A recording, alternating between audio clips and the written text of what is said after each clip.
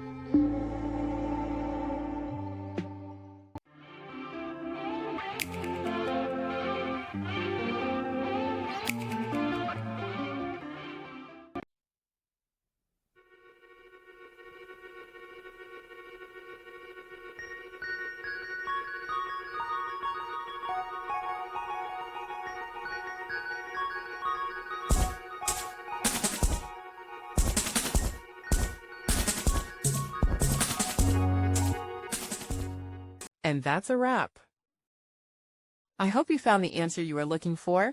If you did, take a second to hit that subscribe button. It really helps out. And let me know in the comments which solution worked best for you. See you next time in the debug zone.